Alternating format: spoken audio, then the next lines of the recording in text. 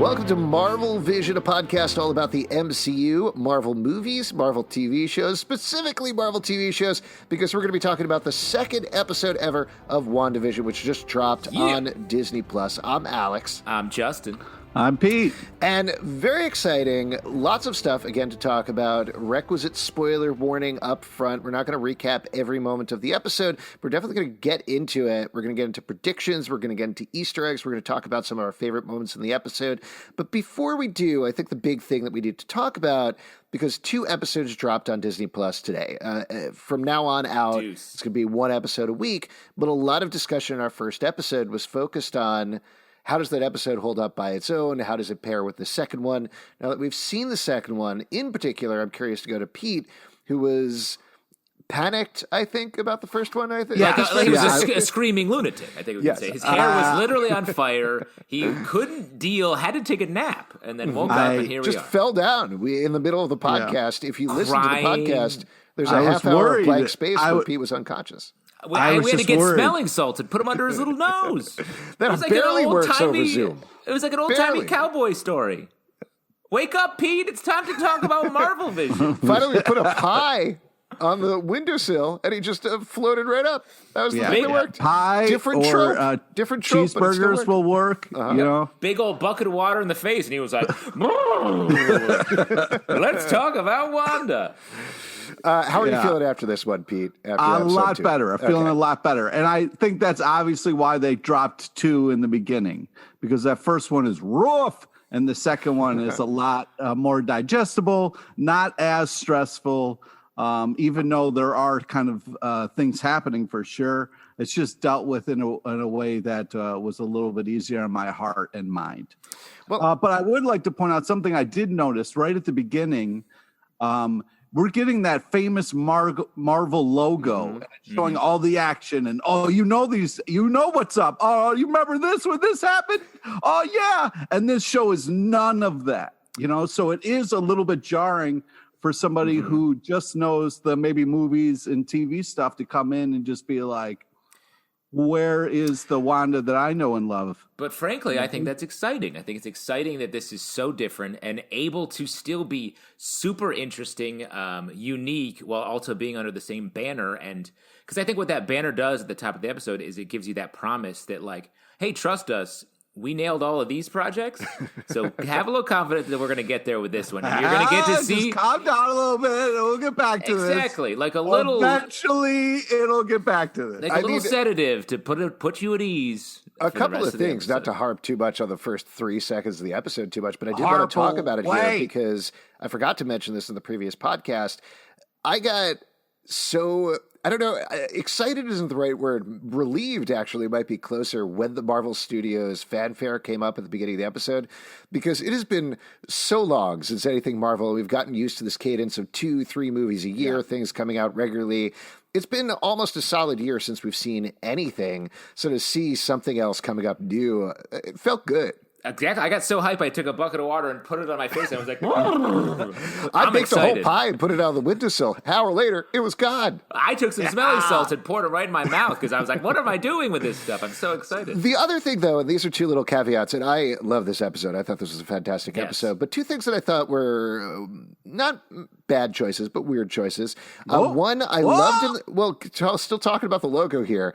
I loved in the first episode how it changed into sort of a classic TV logo. Yes. I was expecting that again this episode, and that didn't really happen, which was strange. The other thing is the previously on is a weird choice here in terms of how they execute it, because it doesn't feel stylistically consistent with the rest of the episode. I think it's probably going to become much more important as we go on in this series, which is why they set it up here. But right now, it's like, I don't need to remember most of this.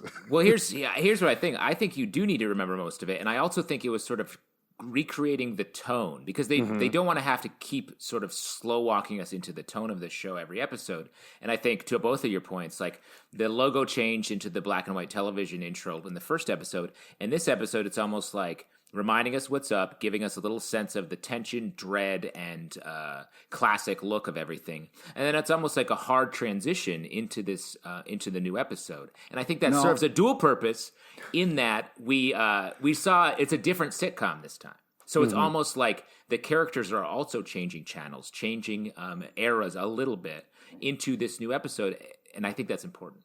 I disagree, Justin. I think what Alex is saying is right. Somebody dropped the ball and someone needs to be fired because it was a sweet transition, really helped us. The second one, they left us high and dry. I was like, what the fuck's going on? You need to kind of give us the, because it goes in this fun animated thing, maybe do a little bit of that with the logo. We're really I love the idea this that Kevin fun. Feige didn't watch This Is All until he's like, Friday morning, Disney Plus. Wakes up nice and early, gets himself a cup of coffee, is about to sip it, sees the intro, is like, what the fuck? Yeah, spits it on his brand new computer. Somebody's getting fired. What the? And he's like, give me Tanya on the phone. She's fired. Well, because the two camps here, just to be clear, is me saying, pat on the back, that was a cool choice, and Pete saying, someone's head has to roll for this obvious mistake. So you be the judge, Alex listener. said it first. Yeah, it was definitely me pointing- first, and Pete was just backing me up. And That's right. I'm with me just on this. I'm supporting this choice.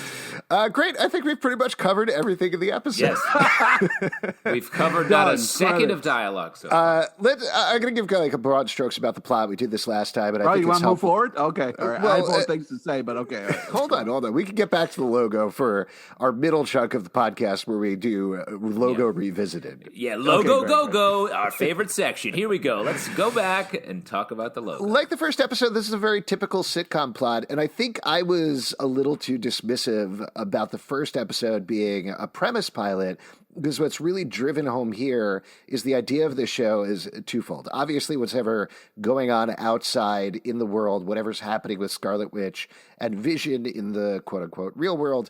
But the premise of the show is they move to a small town and they're trying to hide their magic powers, which is a very classic sitcom premise. And I got that in the first episode, but I think that's driven home in a really good way thematically, in a modern thematic way as well in this episode, which I thought was really cool. So we get mostly they're trying to prepare for the town talent show. At the same time, they're hearing some weird noises outside. So Vision joins the community watch program.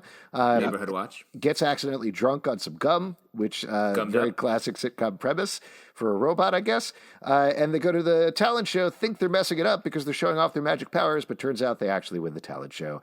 And so that's the sitcom of the show. The other thing that I thought was really fascinating stylistically, because you compare this to the previous episode, is the performances, because they've evolved as well. Scarlet Witch is now more sarcastic 60s. Everything's a little looser. It's a little sexier. We see more different races in here as well, which is something that you wouldn't necessarily see in the 50s. So I thought it was neat to see that evolving take on the sitcom in episode 2. Well, I think that all of this, there's just so much in every choice in this show. And to your point about, yes, it's just a slow, natural progression from the 50s to the 60s. Typified, I think, by at the beginning, we see the beds separate. And then in that opening sequence, the beds get pushed together, which is a big landmark choice in, I think, I Love Lucy. And it was a legit controversy back in the day when they pushed the beds together. Which is crazy to think that back in the day, it's not like people in the 50s slept in separate beds. Everyone always slept in one bed. It's just on television, they couldn't insinuate that people might touch each other at night. So they slept in 2 child beds. I would like to point out something that Delvin said, though, is that, it's very hurtful. I felt like the lady in the horse costume in this episode, because I've been to talent shows and worked really hard, and not only my outfit, but my routine, gotten it all down. And then someone shows up, stumbles through it. Everybody loves them and they win. And it is fucking heartbreaking to sit there holding your horse head in your hand, just emotionally drained from what you've put in for months and months of time. And somebody just stumbles their way through and just kills it. Pete, imagine how I feel as the horse ass standing right behind you, being the butt, still coming in second place in over 100 talent shows that we've entered. I just want to give a little bit of clarity to what we're talking about here. Back when we were allowed to meet in person, Justin, Pete, and I used to do our horse centipede act. There was a lot of don't make this creepy, you asshole. Yeah. Pete was the head. I was the middle.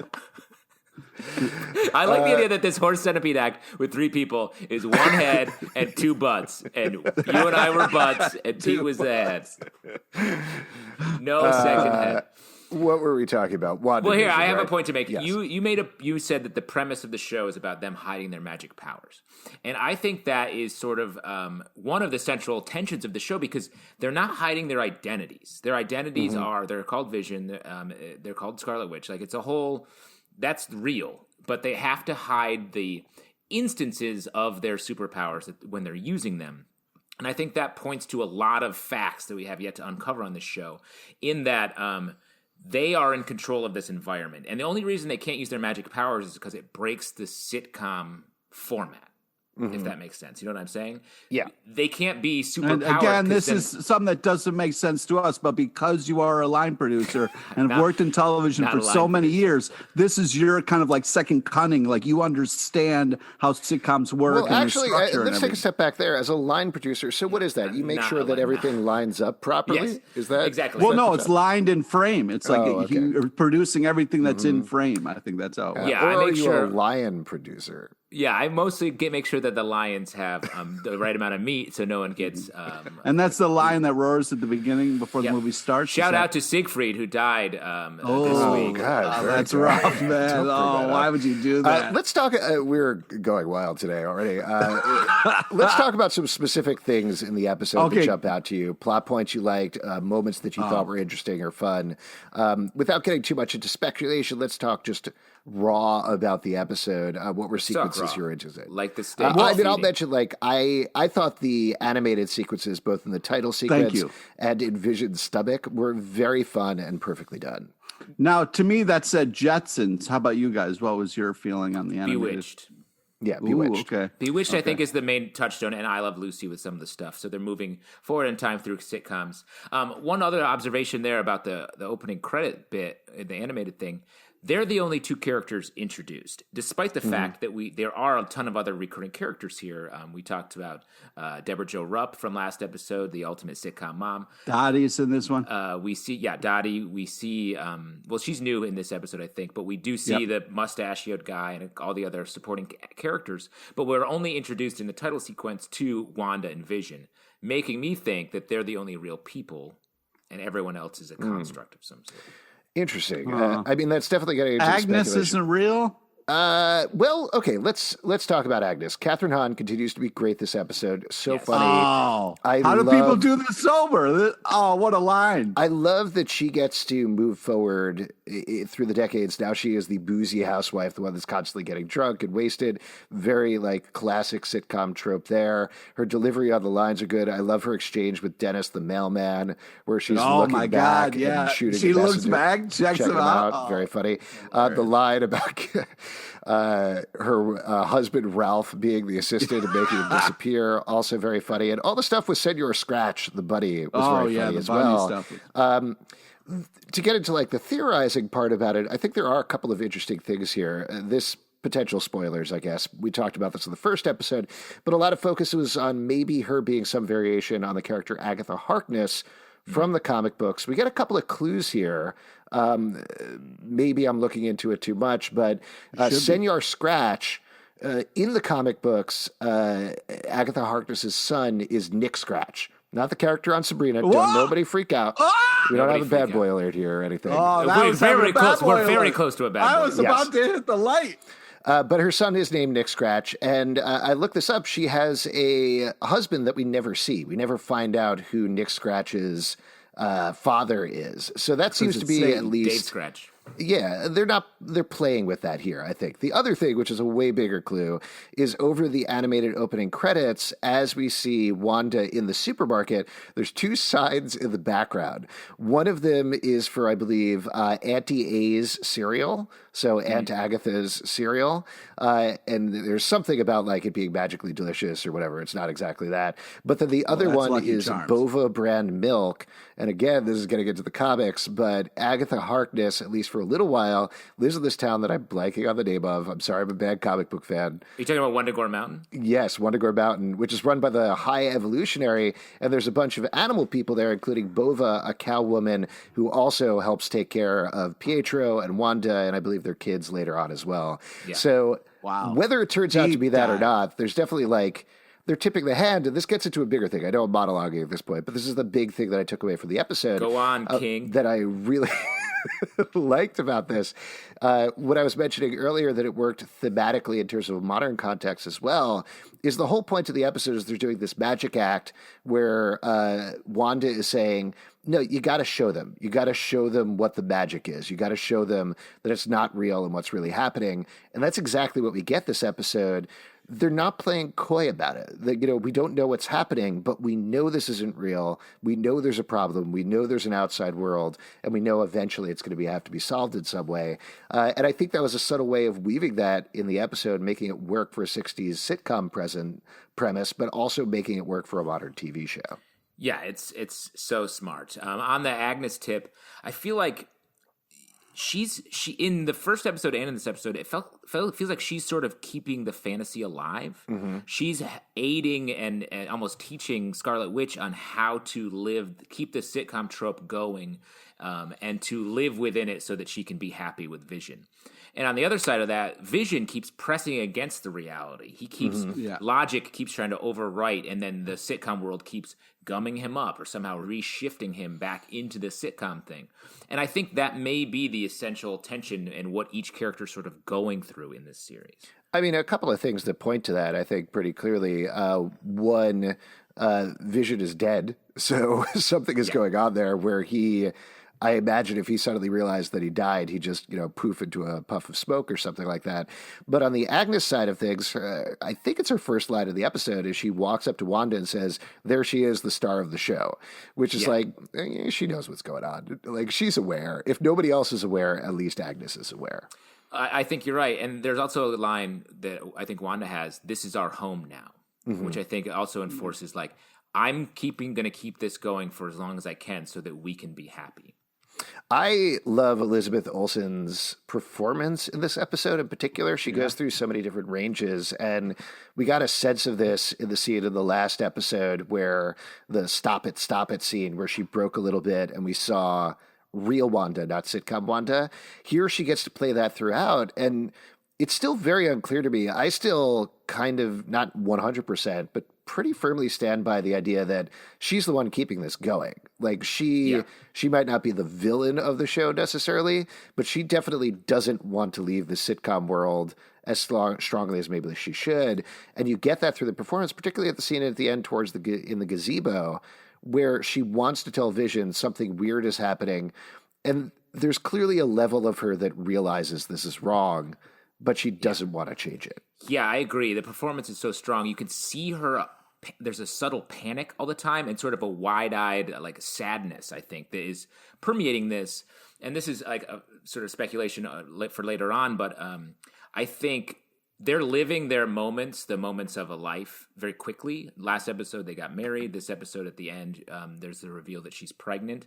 Right. I think my theory from last time is that these are this may be the very moments when Vision's dying, or if this is all happening in a split second, then she's trying to live out the life that she wished she could have had with Vision as fast as possible.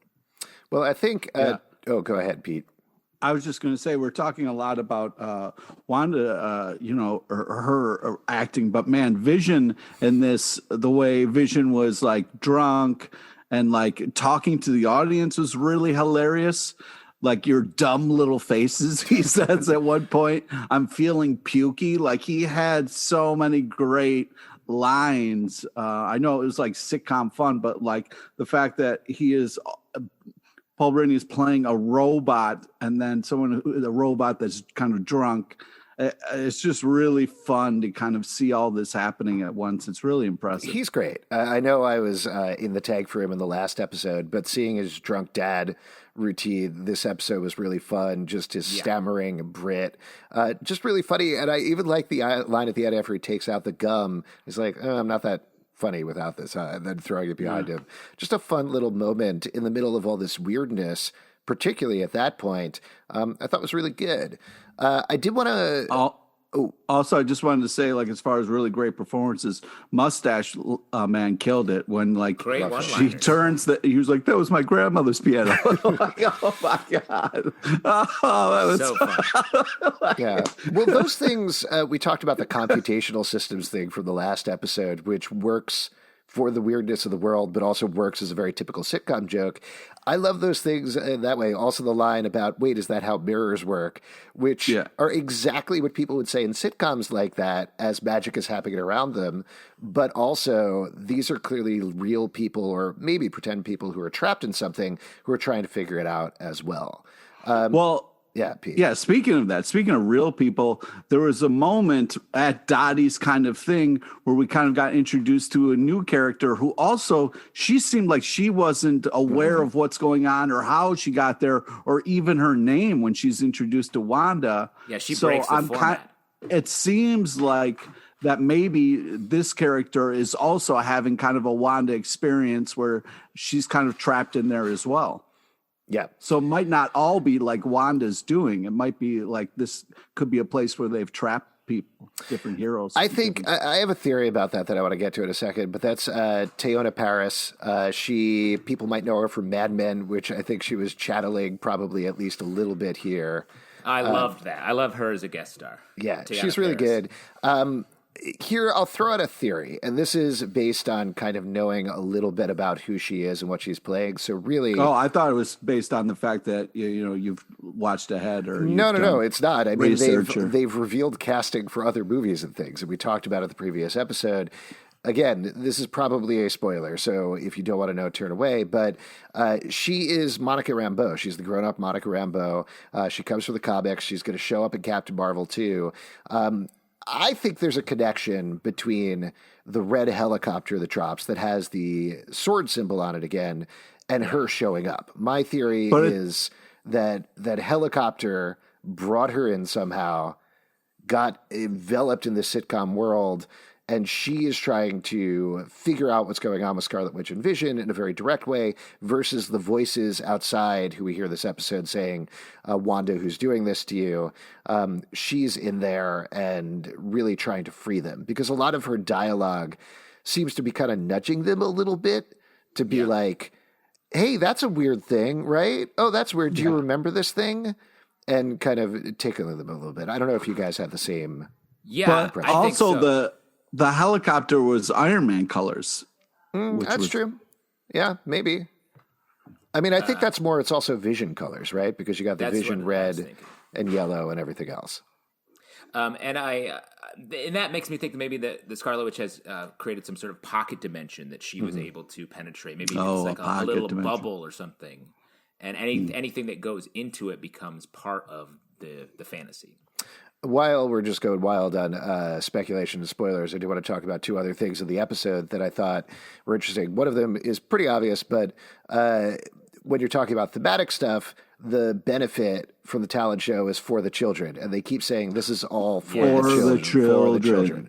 Which, again, in terms of like thematically tipping their hat and saying, we're going to tell you what this show is actually about, it's clear when Wanda is pregnant by the end, whoever is doing this, whatever is happening here, it is all about these kids who, of course, are very important to the comics, and we know that, but that seems to be the plot of the show as well. And as people who have kids, like that's how it worked, right? You guys just started talking about kids and then kids showed up, right? I mean, technically, yes. There's one other step in there that I don't want to tell you about, Pete, but yes. Oh, okay. Yeah, that's for our real spoiler podcast. Yeah, we do a podcast where we talk about real life spoilers. Yeah. The other thing that I wanted to throw out to you guys, and I don't know, I'm very iffy on this theory, but I do think there's some evidence for this. In terms of who is behind this, we have that very terrifying moment at the end when they go outside to the street and they see a guy come up through the street, through the manhole. Beekeeper. The beekeeper. Yeah. Very. And what's interesting about this, guys, and I don't know if you know this at all, but bees don't usually live in the sewers. So the fact that a beekeeper came out of the sewers, it doesn't make a lot of sense. Well, what about the famous cartoon and comic book Teenage Mutant Ninja Bees? They live in the sewers. Teenage Mutant Ninja Bees. Teenage Mutant Ninja Bees. Bees Heroes in who a make half honey. Confusing. Heroes who make money or make honey. Oh. Make honey. No, that's much better. Thank you. The thing that I wanted to mention about the beekeeper, this is my theory that I'm kind of iffy about, is based on that and one other thing that I'll mention in a second, what if AIM is behind this? AIM is an organization from the comics. They're scientists who regularly muck with everybody. There are constantly jokes about their uniforms and how they're wearing these beekeeper helmets. The other additional thing that I'll throw in this design was at the end of the first episode as well before they cut to the TV. And then again here, Wanda and Vision are trapped in this hexagon, which is a honeycomb design. So there's something there that I think indicates, to take it wildly far afield, also adding in the commercial with Strucker and knowing Wanda and Vision and Pietro's history with Hydra, there could be something. We know Hydra is dead in the MCU. We know S.H.I.E.L.D. is dead. What if it is these two offshoots? AIM has somehow captured them, a science offshoot of Hydra, and SWORD is this offshoot of S.H.I.E.L.D. that's dealing with interdimensional incursions or something, and they're basically battling for Scarlet Witch and Vision. That's what I was thinking. And so the influence is coming from both sides. We have Monica Rambeau coming in to try to pull them back on the heroic side. I think that's what the radio is, probably a good guy voice. And I think the Hydra AIM influence is what's for trying to get children. They want a creation out of this using their powers that they can control. Because when I saw the beekeeper, I thought like, oh, maybe like this world that she's creating is like sucking real people in. But when the beekeeper turned and looked angrily, it seemed like it was some tude on there. And I thought, okay, this isn't just a regular person kind of trapped in here. And for those of you listening, it might also be that the bees are an illusion. Tude is a comic book shortening of the word attitude. Yes. Oh, thank you for specifying. Appreciate that, Justin.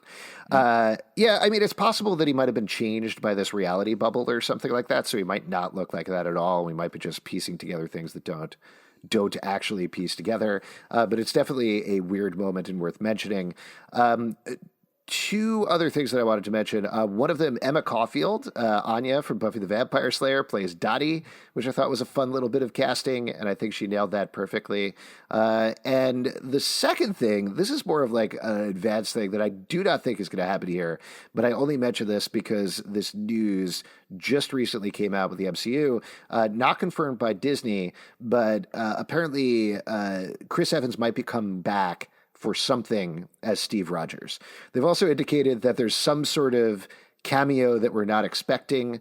Is there any possibility that we could see like Steve Rogers or one of the Avengers or somebody like that pop up in this fantasy world towards the end? Well, the thing was like after the radio, she, Wanda was like, that is strange. And I was like, ooh, I wonder if that was like Doctor Strange on the radio or something, just because the way she said that was trying to, I think, draw a little attention to it. This is a total stray observation as well, but I did think the boss from last episode had Doctor Strange facial hair. So I agree with you. Doctor Strange is a likely candidate of someone trying to get in there and influence this.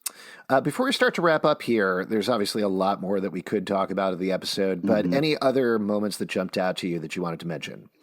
Well, obviously the helicopter coming in, very, very Pleasantville, if you remember that movie, I thought, and that informs, I think, the moment at the end when they go into full color. Which I think, if our theory that that Scarlet Witch is the person who's guiding this and trying to keep them in the sitcom world, why would they then go to color? And my thought was that it is the influence. Seeing that helicopter, same as the movie Pleasantville, Scarlet Witch then has to make that make sense, so she pushes the whole world into color. Yeah, I thought it was almost like a protective move, like after seeing the creepy beekeeper, then rewinding it and kind of being like, no, she kind of like the bubble got stronger. Like she colored it and tried to like kind of almost like turn it up a little bit. Because I like that idea of the bubble getting stronger. I think that's an interesting one. I think also just on a logistical level, it's something that lets us, again, pull back the curtain a little bit on the whole magic trick they're doing with the show versus between episode 1 and episode 2, where it just went from 50s to 60s. Now we see it go from 60s to 70s, presumably, here at the end of the episode. Some things that you had mentioned that I wanted to kind of talk about. What's interesting about this commercial parody that is run in both episodes, it's the same two people in them, which adds a nice creepy factor. And this Strucker will make time for you. Like that was a crazy message as it was showing that watch. Yeah, I mean, Strucker is dead, and there was some Strucker stuff that I'm only vaguely remembering from Agents of S.H.I.E.L.D. that I do not think they're going to refer to at all. But it is possible that we might get some sort of Strucker Jr. or Strucker the Third leading up an AIM or a Hydra or something like that is behind this, potentially. Yeah, I think. Also, I did want to talk about when Vision went to the kind of neighborhood watch, the fact that like their top secret stuff was gossip was really funny. And that whole like thing of like Norm's a communist and everybody falls out. Yeah. That was really just kind of fun to see Vision trying to fit in, and the choices that like the robot would make was really, I don't eat food, like just fun. That also seemed like the mastication joke, which I thought was like sort of sitcom format breaking for that era, but like super funny. Yeah. All good stuff. Oh, you wanted to mention something else, Justin? Yes. Talking about the commercials makes me think another random theory. What if the commercials are sort of if this is a Scarlet Witch constructed little pocket universe or whatever bubble, maybe that's what she's putting out. She's blaming Strucker or blaming, like that's the sort of outward signal she's giving back to people. Like, this isn't me doing this. This is go chase these villains, like red herrings for the whoever's coming after them to go deal with. I do get worried about those two folks in the commercials because they seem very separate from everybody else. At least everybody else gets to interact in this real world. It's clear whether they're real or not, like Dottie breaking at that point and saying, "Who are you? What's going on?" There seems to be an understanding of at least we are here with each other trapped in this thing. Wherever those commercial people are, they're all on their own. I'm very scared. It also seems like after like an incident, the person, it's almost like a Men in Black mind wipe. They're always like, hey, okay, now I'm back to normal. So, Alex, do you feel that way when you see regular commercials? Where you're like, oh God, those I'm poor terrified. People. Yeah, whenever Matthew McConaughey's driving that car somewhere all by himself. Oh, so scary. I'm scared for him. I hope he's all right. Good. I'm sorry. I'm really sorry. Never apologize for a strong Make him apologize. Fuck that. Before we wrap up here, you have two more things. Two small things. All right. I love when Wanda reveals that she's pregnant at the end and says, "Is this really happening?" I really like that because it feels like she's giving away the game a little bit to Vision. She's like, "I want this to be happening. You want this to be happening, ostensibly. Let's agree that this is happening now so that we can enjoy it."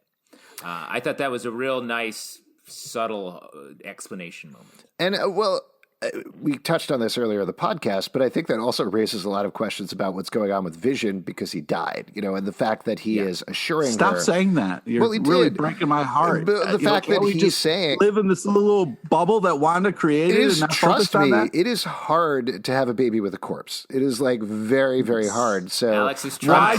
I'm proud. Why did you say trust you? Why did you say that? The main takeaway is that I'm proud of them. Oh my God. What I think Alex means is in the same way that your phone dies, that's the way the Vision died. So do you have a little funeral every time your phone dies, Pete? Or do you just recharge it and move on? No, I have a little funeral every time, Crying, my phone's dead, help. Yeah, help. I have some people say some nice things, And meanwhile, drop some roses on top. All right. Rose petals. When Alex's phone dies, he tries to make a baby with it. Last observation.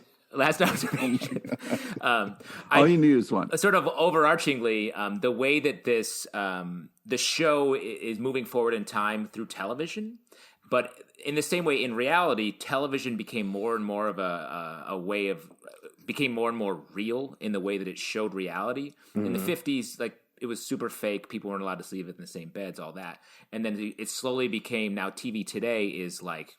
That you can do anything you want. It's the same as reality. And I think that's a nice parallel that they're using to show as the series moves forward, everything's going to become more and more closer to reality, the reality for Vision and Scarlet Witch.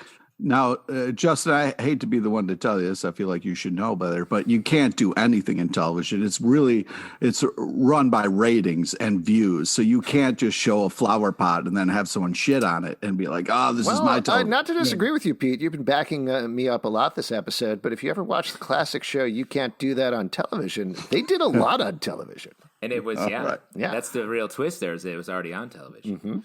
And I will say that my my sitcom that I've been pitching, featuring a flower pot getting shit on over and over again, is going well. Oh, well, I'm sorry. Congratulations. That's great. Before we wrap up here, here's what we're going to try as a wrap up for the show. What is on your vision board? Well, what are you predicting? What are you expecting? What do you want to see in the next week's episode? Justin, you want to take that one first? Sure. So we're moving into, I guess, late 60s, 70s television. Is that going to be like sort of a TJ Hooker? Like we're getting into some more action stuff, which that seems very exciting to me. And I think in the trailer we've seen definitely some more action. I'm excited about that. And the evolution of Catherine Hahn's character, she almost feels like she's. Well, how many people are you taking here? It's supposed to be one. He said predictions. Person. It's my vision board isn't like one picture Sorry, you put my up fault. there and like, this is the house I want. It's a picture of the house. It's more, colors and splashes. Exactly. I also I'm looking forward to the color purple. Coming movie? Nice.